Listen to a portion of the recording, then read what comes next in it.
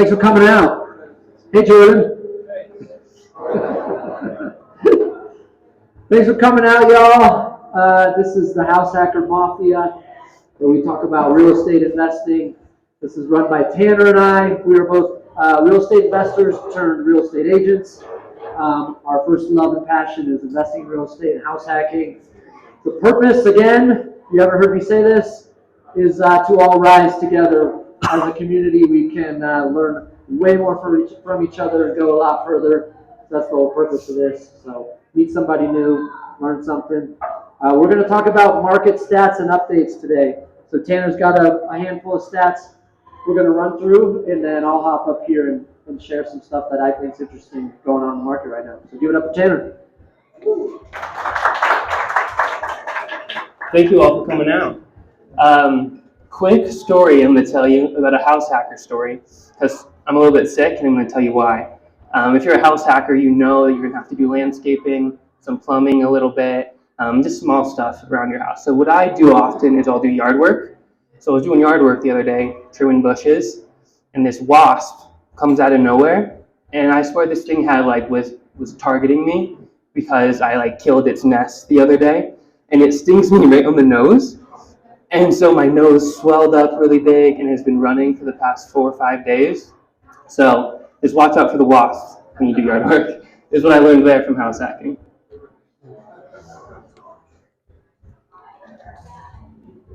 So I recently went 2 weeks ago to BPCon, which was really cool. It was in Florida. And these were some of the notes, like the big points that I took out of what they have seen in the past year in the market. So demand is at multi-decade lows of 40%, so negative 40%. Supply is at multi-decade lows of negative 45%. Yet prices are still up 4%, which is pretty crazy. And home sales are down 5%. So we're going to kind of look in the Colorado Springs market on why that is kind of the case of recent. 50%, Tanner. 50%. And if you ever want to go to BPCon, it is a lot of fun. You get to network with a lot of people. It's kind of like this, but like times 1,000. And this is the view. I'm sorry that there's a lot of the roof here, but we're all in real estate, so we look at the roof a lot. You get to look at all the electrical. There was a bald guy's head right there. But this is their prediction for what they expect to happen in 2024. And this was their keynote speaker. It was Dave Meyer. He does the data analytics for BiggerPockets. And he was estimating a 50% chance that there's going to be a 0 to 4% either positive or negative in pricing appreciation, either increasing or decreasing. 25% would be over 4% increase, and then 15% of a 4% decrease over the course of 2024, and then 10% of the extreme black swan event, kind of like a COVID situation of happening. So basically, most likely it's going to be pretty flat, and I would expect normal real estate appreciation, not like 7-8%, maybe just probably 3% is the standard to always expect. And also when I was there, I went to Universal Studios, and this is the Harry Potter Hogwarts castle, which is really cool. If you haven't been, I definitely recommend. What is everyone's guess on what the current median single-family home price is in Colorado Springs right now? 430. Yeah, 430. Pretty close. 487 was spot on. 475. Mm-hmm. And in September 2022, it was just 460. So this is actually a 3.3% increase year over year, which is actually the first increase year over year in 11 months. The last one was back in October, which just has shown what interest rates has done over the past 11 months in dropping prices. So this is the median home price graph. Took this off the MLS. So right here is the peak. What's your guess on what month and what year that was and what price?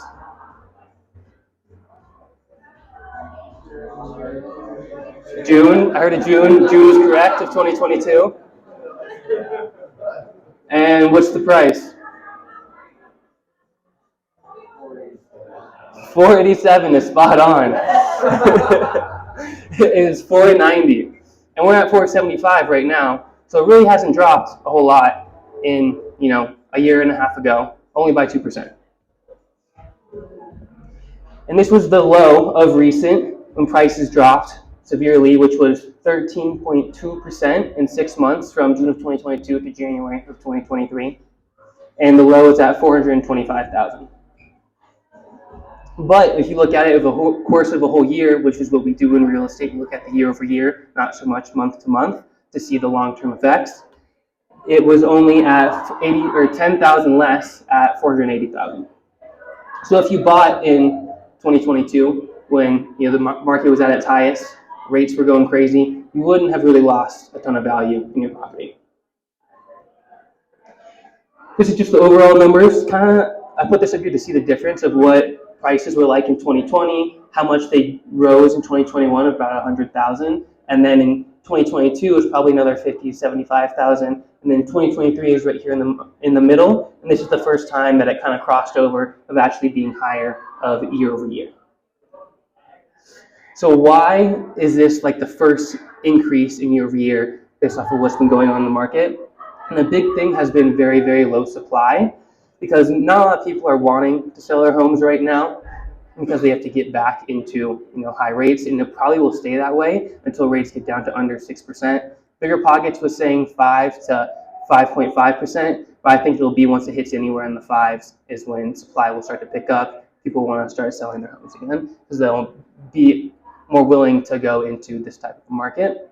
And another cool thing was that foreclosures are only at 11% of what they were in 2008. So there's not a lot of those types of homes that are coming onto the market for supply.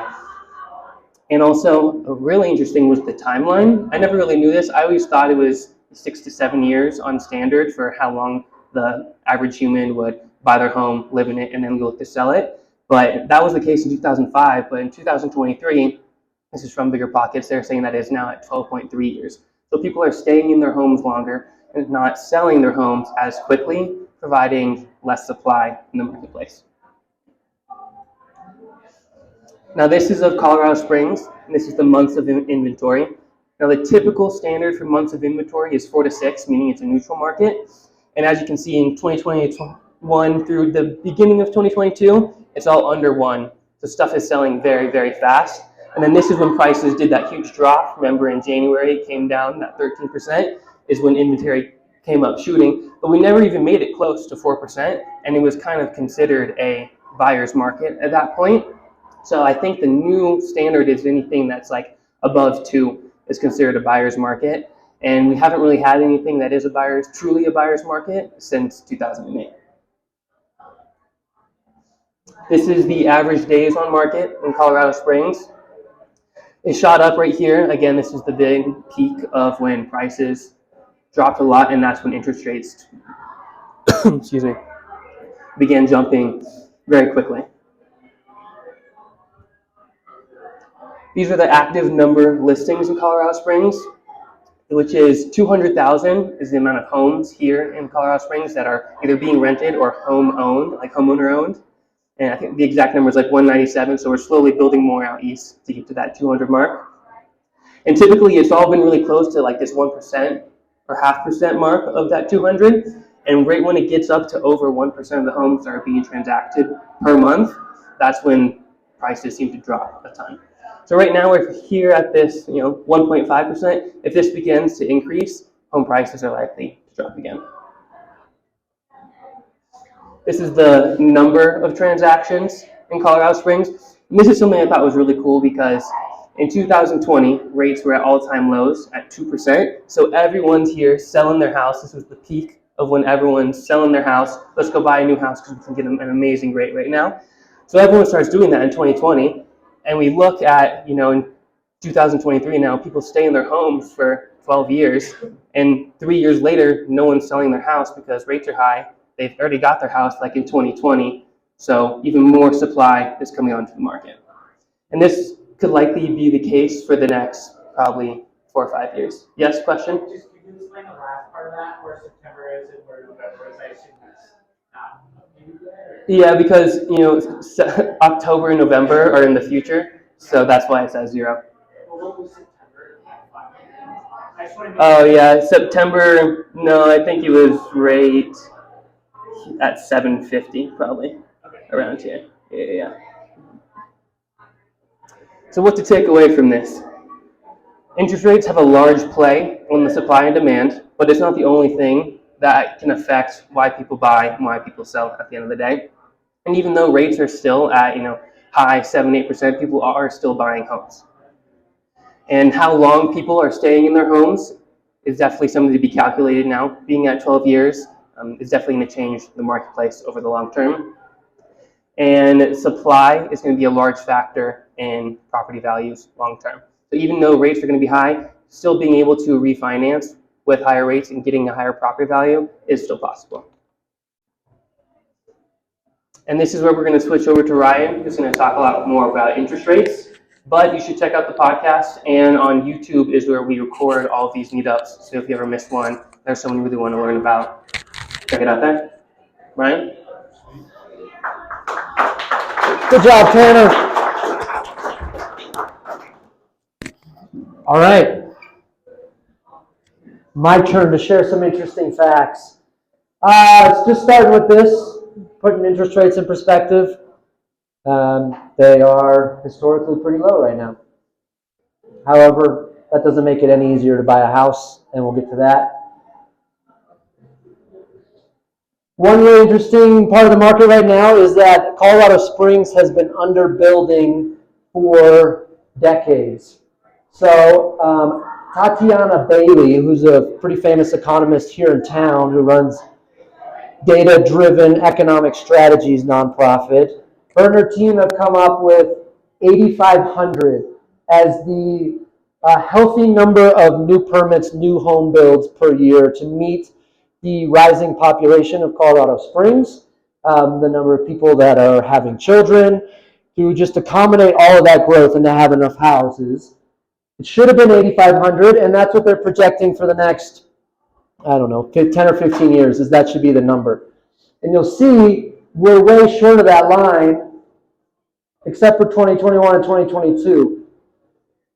This year, to date, we're at 5,397. So we're going to come up short again this year on the necessary home building to stay up with demand and population growth. So what does this do? Well, there's, again, less supply. So there's people holding on to their houses, as Tanner talked about, and there's not enough new homes being built. So when you have not enough supply, that puts upward pressure on home prices.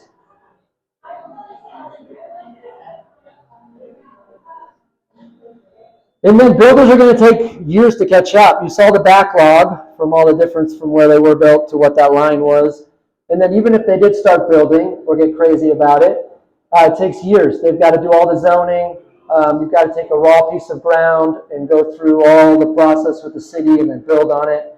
And then this is another big one here, is that builders are hesitant to build right now because there's such low demand and not enough buyers in the market. And so builders are hesitant. Again, not enough supply. So this is Tatiana Bailey, who, if you don't know who that is, she writes an article every week in the Gazette. She's on the news every week or every month. And she talks about how this chronic housing shortage has been one of the primary drivers of the home prices over the last decade. So I said interest rates, historically, let's put it in perspective, they're low. However, prices doubled since 2015. And now interest rates are shooting through the roof. So what does that do for affordability? So Housing Opportunity Index, the way that they calculate this is they take the median income for the area of the people that live in that area, and they say how many people at that level can afford to buy a home. And by affording to buy a home, the standard for that is 30% of their income. So at the median income, what percentage of homes on the market can someone making a median income reasonably afford and only spend 30% of that median income towards? We were at 71% of people were able to afford a home.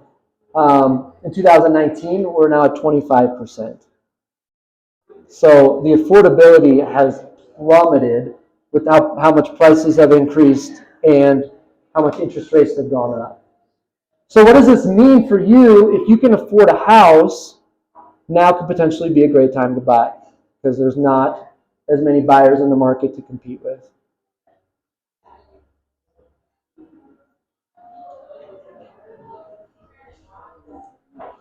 So I stumbled upon this article when I was doing research and reading some of the old articles from the Gazette, and I thought it was interesting because they're saying pretty much the same thing they're saying now, that if interest rates increase, it might really harm affordability.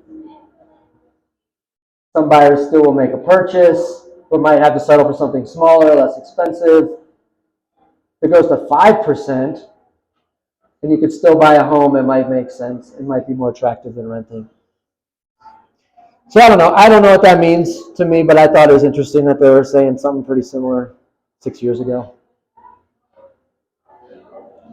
And then another point that I really want to stress, and I was talking with this about a client the other day, and he was like, I'm a little worried to buy right now. I keep hearing, that the housing market's going to crash, or that the housing market's not doing well. And I said, which market? And he was single-family homes. And I said, no, like Colorado Springs, like there is no national market. There's no national real estate market. You can get the stats. Those can be helpful to understand the whole economy. But every city has its own real estate market, and it's super important to understand the statistics and what's going on in your local market, because it can be completely different from other markets and definitely different than the national market. So remember that, like when you see headlines, really they're trying to make you click so that you go to their website. But also, what are they talking about? Which market? Is it your market?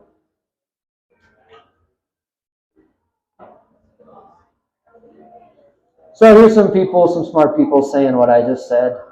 There's no national housing market. The national housing market no longer resembles what's going on in local markets. The reason they said no longer is because for a little bit there during the pandemic, everything was going up, and a lot of the markets looked the same. So to drive this point home, again, somebody from Realtor.com, maybe even making the point that neighborhoods or sometimes street by streets are their own markets. So here are 5 different median home prices across the country. We have the Northeast, which in the last year has absolutely skyrocketed. There are tons of offers when I talk to my house hacking realtors in the Northeast that are just way over market. It's competitive. You've got the second line is for the West, right? They've come down a little bit, which we saw in 2022 from April to December. Prices in Colorado Springs decreased by 10%. So if you are waiting for a dip, it's happening, or it already happened. Now it's on its way back up. This is the whole U.S., and then we've got in purple the South, and in green the Midwest. So you can see these are doing drastically different things, and this is by region. So again, making the point, figure out what's going on in the market you're trying to buy in. And this captures the same thing. So Fannie Mae, who is a quasi-government organization that buys your loans from your lender so that your lender can free up their money and give more loans, does a survey every year where they ask over 100 questions to people that they somehow get to take that survey. I don't know who answers a phone call and then takes a 100-question survey or how they set that up. I was thinking this, like, you raised your hand. If someone did that, I'd probably take it at this point and try and skew the answers or something. So in September, 16% of consumers, 16% of buyers reported that it's a good time to buy a home. So the point that I'm trying to make with this, and again, this is data. Sometimes you have to draw your own conclusions. But the conclusion that I draw from this is only 16% are potentially out there looking to buy a home. So again, the competition is lower, which means potentially decreases in price or more concessions. When people are scared, there's opportunity. Here are my takeaways. No national real estate market, and then underbuilding for the last decade and continuing underbuilding has created a massive housing shortage that's going to put upward pressure on prices.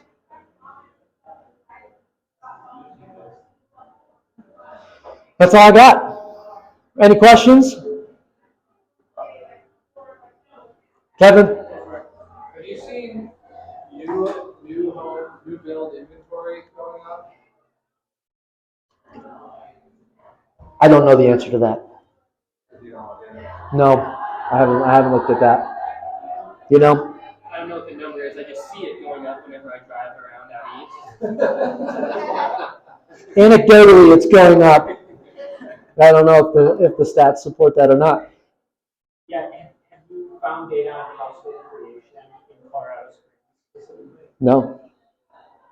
You? I'll Google it. Yeah, send it to me. Send it to me. I'm sure that Tatiana Bailey, who came up with that number, and her team have done that. So maybe data-driven economic strategies might have it. Are you seeing a lot of people with the golden handcuffs, the 2% interest rate, and not wanting to get out of it for a higher rate? Yeah. They've named it the lock-in effect. So there's so many people that have the low interest rates, like Tanner mentioned, that don't want to sell because they could buy half a house that they currently have and pay way more. So that's a hard pill to swallow. Where do you see the greatest opportunity in the market right now? Greatest opportunity. If you are renting, the greatest opportunity is house hacking. If you're looking to buy an investment property, I would say some sort of assumable loan where somebody has a low mortgage, subject to, could be a strategy that could work for you. Something where you can try and take advantage of those low interest rates and somebody that needs to or wants to sell.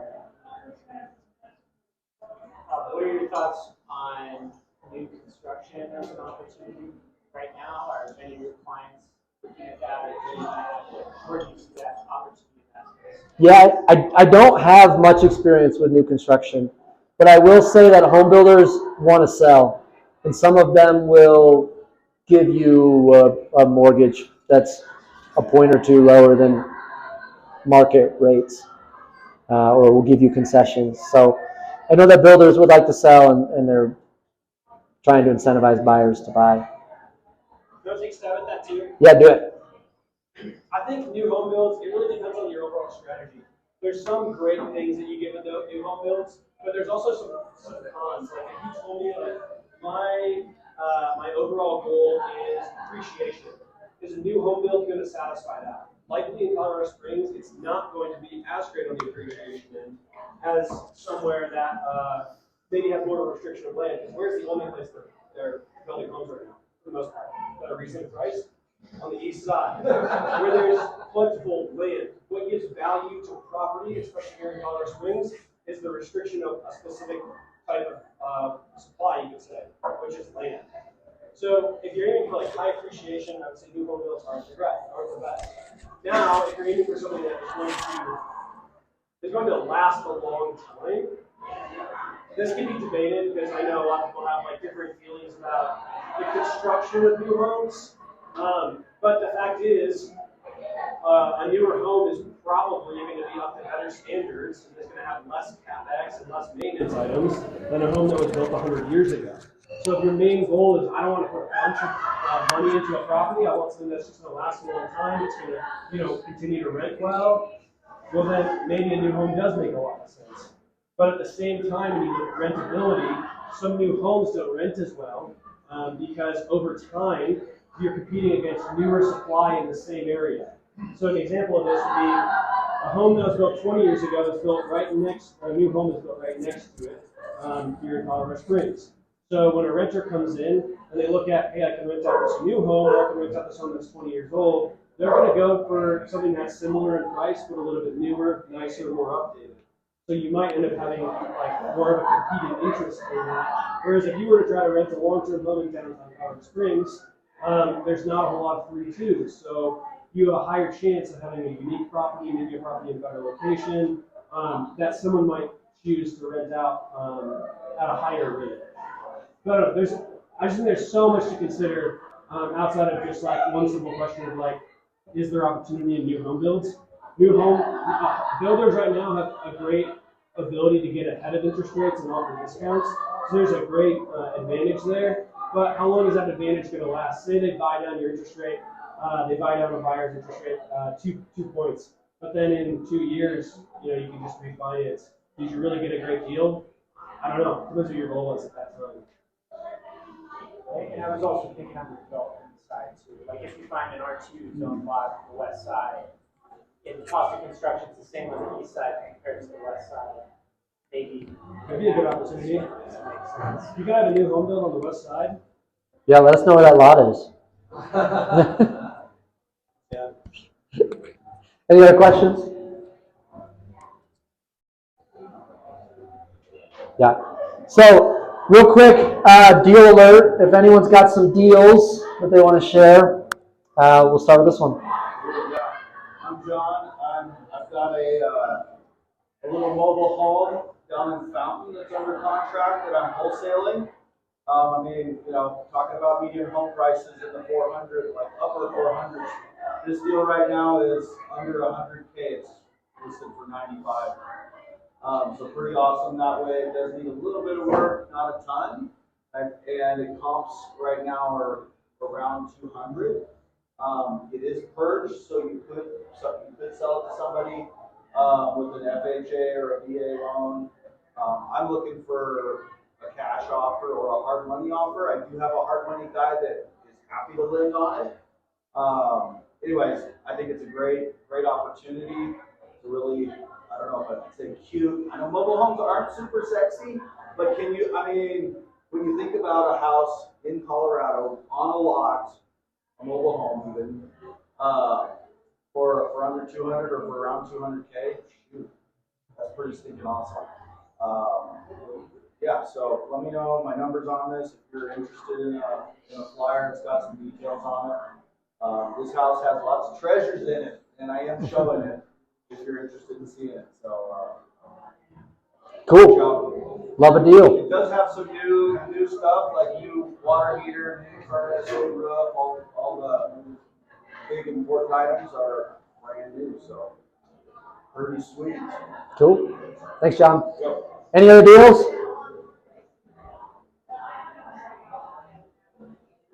My name is Ryan Platt. I got 3 deals. I have 3 houses off market. I will sell them on wraps, contract for deeds, installment sales, option purchase. If any buyers have money or they want to buy a house, I will provide financing from 3 to 6%. I'll do a 7-year term, and go with 30, do it in 7, do have any buyers. They're going to go on the MLS soon, maybe 2 weeks. They both one on Moonbeam, one on Chamberlain, one on Cooper, and just picked up one. Oregon. I have a VA, 2.35% VA loan I took over subject 2 weeks ago. If anyone has any VA buyers to assume that, I'm on a premium on top of that. Just let me know. Sweet. Deals? All right, that's it. Here's some good networking questions. I like this fourth one the best. Meet somebody new, learn something new, and thanks for coming out, y'all.